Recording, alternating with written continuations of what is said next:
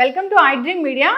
So బీరకాయ అండి, దీనిలో చాలా రకాల ఆరోగ్య లాభాలు ఉన్నాయన్న సంగతి మనందరికీ తెలిసిందే. జనరల్గా కర్రీలాగా చేసి తీసుకుంటూ ఉంటాం. అయితే వెజిటబుల్ థెరపీలో దీన్ని జ్యూస్ తయారు చేసి తీసుకుంటే కనుక చాలా రకాల అనారోగ్య సమస్యలకు చెక్ పెడుతుందని చెప్తూ ఉంటారు. మరి బీరకాయ జ్యూస్కి కావాల్సిన ఇంగ్రీడియంట్స్ ఏంటి, తయారీ విధానం ఏంటి?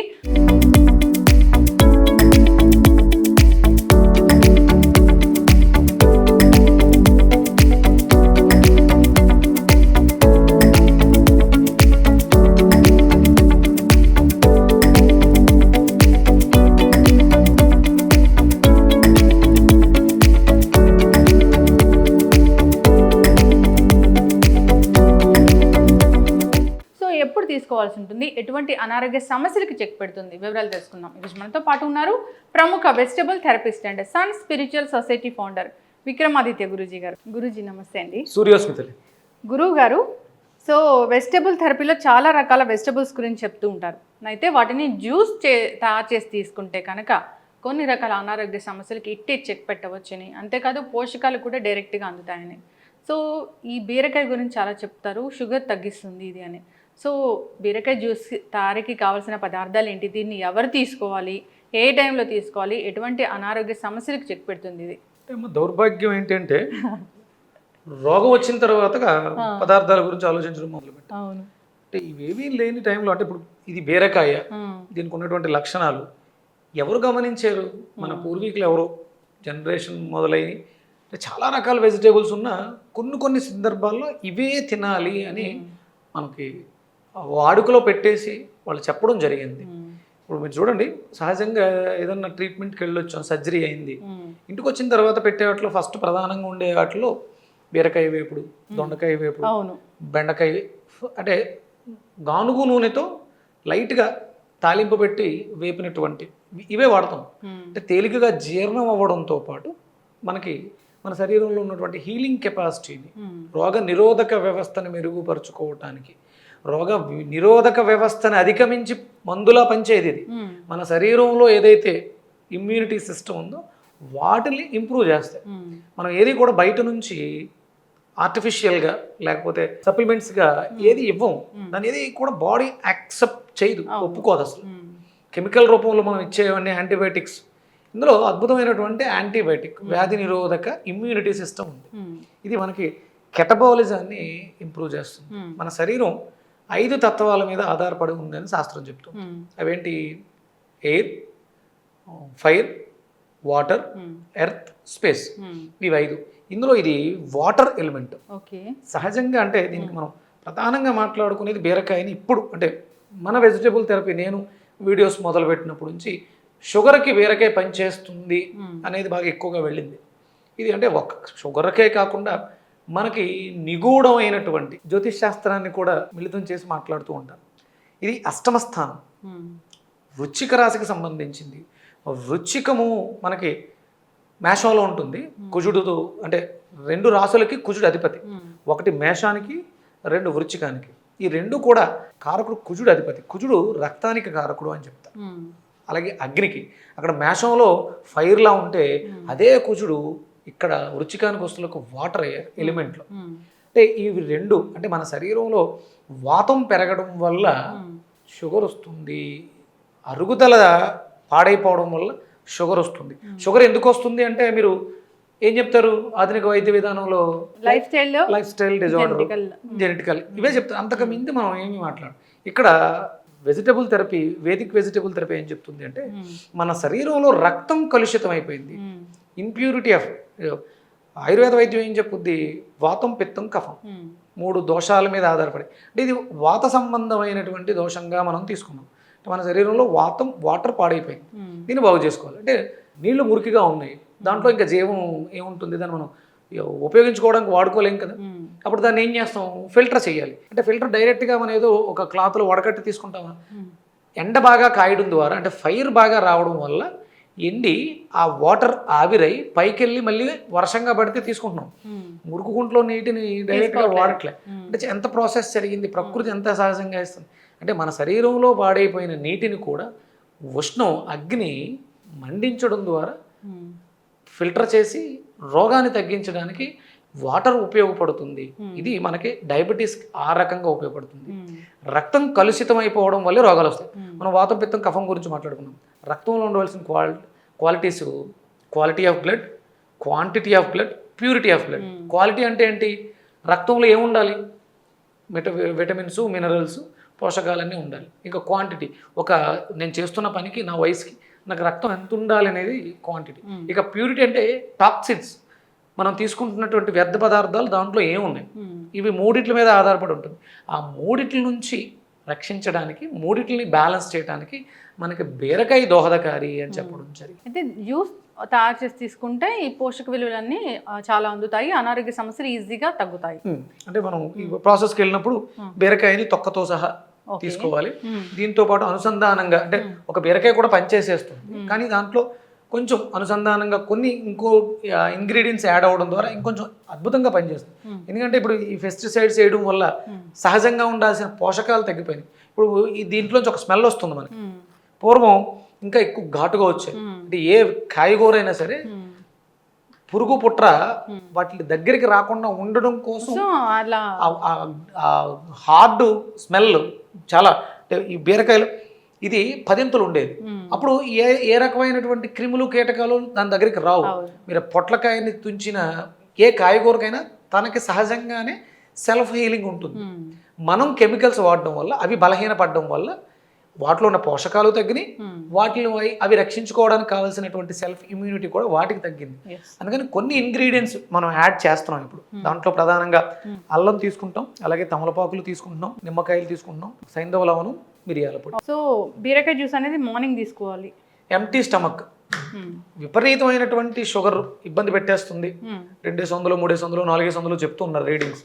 అలాగే బాడీలో infections, urinary tract infections, kidney infections, lung any infection, మన బాడీలో ఎక్కడ ఇన్ఫెక్షన్ ఉన్నా కూడా బీరకాయ ద్వారా అద్భుతంగా ఆ ఇన్ఫెక్షన్స్ తగ్గి హీల్ అయ్యే అవకాశం ఎక్కువ ఉంటుంది. ఒక బీరకాయ తీసుకుంటే సరిపోతుందా? మినిమం 200 grams ఉండాలమ్మా. అంటే ఇప్పుడు ఉన్నవన్నీ కూడా బీరకాయలు పొడుగ్గా ఉంటున్నాయి తప్ప బరువుగా ఉండట్లేదు. ఇట్లా వాటిలో వాటర్ ఉండాలి, పీచు ఎక్కువ ఉంటుంది, వాటర్ కూడా బాగుంటుంది బీరకాయలు. ఇప్పుడు అది తేలిగ్గా ఉంది అంటే మినిమం ఒక 200 grams క్వాంటిటీ ఉండాలి. రోజుకి 3 సార్లు తీసుకోవాలి. ఎవరైనా ఆర్డర్లో లేకుండా ఇబ్బంది పడుతూ మరీ ఎక్కువగా ఇన్ఫెక్షన్స్ అయి ఉంటే, పుండ్లు మానట్లేదు అనుకునేవాళ్ళు రోజుకి మినిమం 1/2 కిలో బీరకాయ తీసుకోవాలి. ఈ సందర్భంగా నేను చెప్తున్నాను, రైతులకి చేతులు జోడించి సేంద్రియ వ్యవసాయానికి వెళ్ళండి.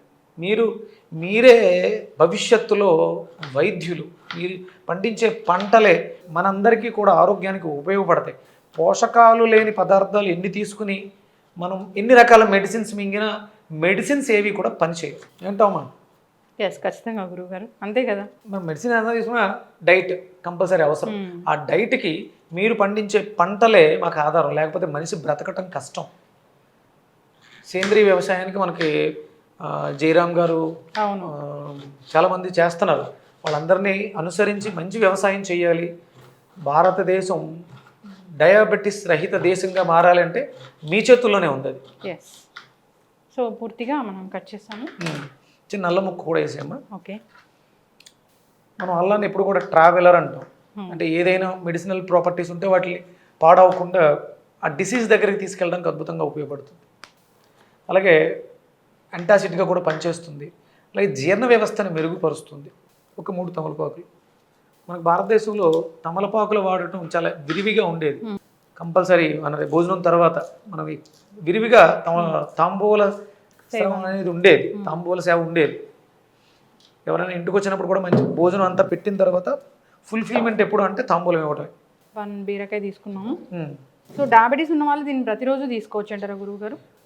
అమ్మ ఇప్పుడు ప్రతిరోజు కంపల్సరీ ఇన్సులిన్, లేకపోతే ప్రతిరోజు కంపల్సరీ ట్యాబ్లెట్లు.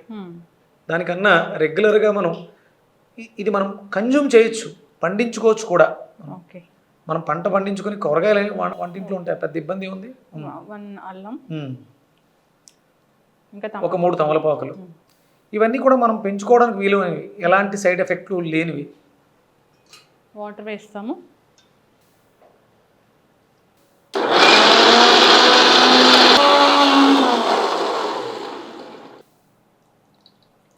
చాలామంది చెప్తూ ఉంటారు అంటే జ్యూసెస్ తీసుకోకూడదు, అవి తినడం వల్లే ప్రయోజనాలు ఎక్కువ ఉంటాయి. ఇప్పుడు మనం అనారోగ్య సమస్యతో డిజార్డర్తో బాధపడుతున్నాం, లోపల డైజెషన్ సిస్టమ్ అనేది యాక్టివ్గా లేదు.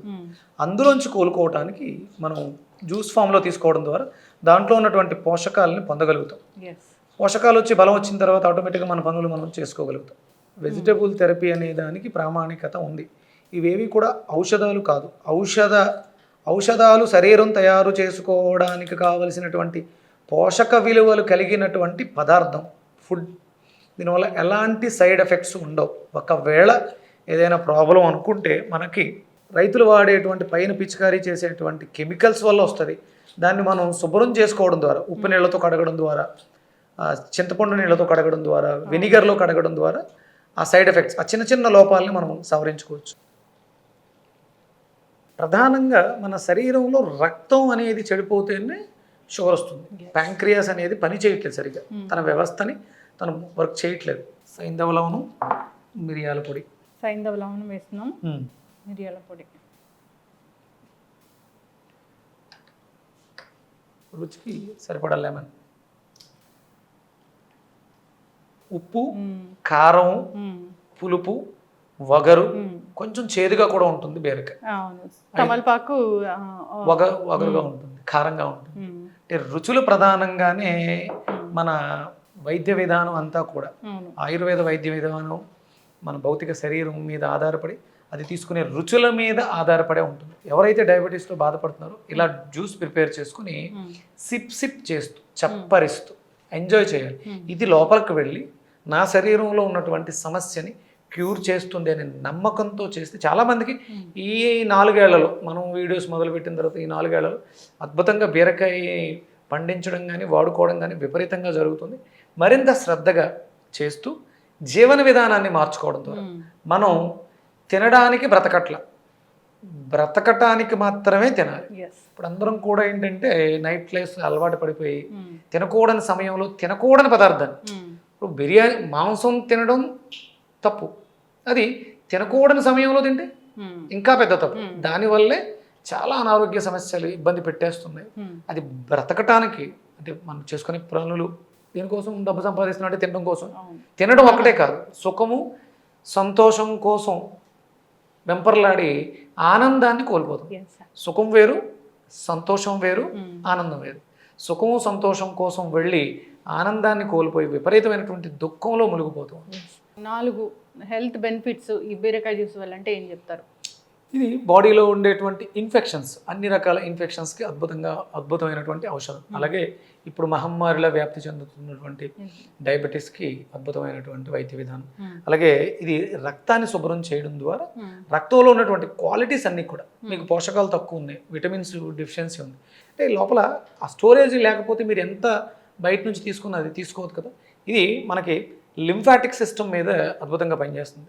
మీకు గడ్డలు వస్తాయి, కొవ్వు గడ్డలు, లింఫ్ నోడ్స్ అంటారు, వాటికి కూడా ఇది అద్భుతమైనటువంటి పరిష్కారం చెప్తుంది. రెగ్యులర్గా అంటే సమస్యతో బాధపడుతున్న వాళ్ళు దీనిని కొంచెం ఎక్కువ రోజులు వాడాల్సి ఉంటుంది. ఇవాళ ఏదో వాడేస్తే ఇంగ్లీష్ మెడిసిన్లో వేసేసుకుంటే, ఆధునిక వైద్యంలో వచ్చినటువంటి వాళ్ళు ఒక గంటలో నొప్పి తగ్గిపోవడం అన్నట్టు ఉండదు. ఇది లోపలికి వెళ్ళి మూలం నుంచి క్యూర్ చేసుకురావడానికి మనకి 3 నుంచి 6 నెలలు పడుతుంది. సంవత్సరం లోపు దీని ప్రభావాన్ని ఇది అద్భుతంగా చూపిస్తుంది. ఖచ్చితంగా గురుగారు చాలా చక్కగా చెప్పారండి. బీరకాయ జ్యూస్ దాన్ని తొక్కుతో సహా మనం జ్యూస్ చేయాల్సి ఉంటుంది. డయాబెటీస్ ఉన్న వాళ్ళకి బాగా పనిచేస్తుంది. అంతేకాదు బ్లడ్ని ప్యూరిఫై చేయడానికి, వూండ్ హీలింగ్కి బాగా పనిచేస్తుంది. ఇక మీరు చెప్పినట్లు కొవ్వు గడ్డలు అనేది దానికి అసలు మందులు లేవని చెప్తూ ఉంటారు, అలాంటి వాటికి కూడా ఇది బాగా పనిచేస్తుంది అని చెప్తున్నారు గురుగారు. సో ఖచ్చితంగా అందరూ తీసుకుని అలవాటు చేసుకోవాలని కోరుకుందామండి. ఈ చాలా వెజిటబుల్స్ ఉంటాయి, వాటితో డిఫరెంట్ జ్యూసెస్ ఉంటాయి. సో వాటిని ఆల్టర్నేటివ్ డేస్లో కనుక తీసుకుంటే ఇంకా ఆరోగ్య ప్రయోజనాలు అనేవి చాలా కలుగుతాయి. మెయింటెనెన్స్ కోసం అయితే రోజుకు ఒక రకం జ్యూస్ చేసుకోవచ్చు. అలాగే మనకి 12 నెలలకి 12 రకాల జ్యూసెస్ మనం చెప్తాం. అంటే ఒక నెల ఇది బీరకాయ, మనకి బీరకాయ అంతా కూడా కార్తీక మాసం అంతా కూడా బీరకాయని విలువగా వాడుకుంటే ఆ మాసానికి రావాల్సిన బెనిఫిట్స్ అంటే మనం అక్కడ కార్తీక మాసంలో విపరీతమైనటువంటి చలి ఉంటుంది, ఇక్కడ రక్తాన్ని వేడెక్కించడం ద్వారా మన శరీరాన్ని బ్యాలెన్స్ చేస్తూ ఈ బీరకాయ, ఇది ఉండేది ఎలిమెంట్ వాటర్ ఎలిమెంట్, మన శరీరంలో ఉండేటువంటి వాత సంబంధమైనటువంటి దోషాలకి బయట టెంపరేచర్ కూడా చల్లగా ఉంటుంది, ఇక్కడ అది ఆపోజిట్గా పనిచేసి మన శరీరాన్ని రక్షిస్తూ ఉంటుంది. ఖచ్చితంగా గురుగారు చాలా చక్కటి ఇన్ఫర్మేషన్ అండి, ధన్యవాదాలు. సూర్యసుందర్.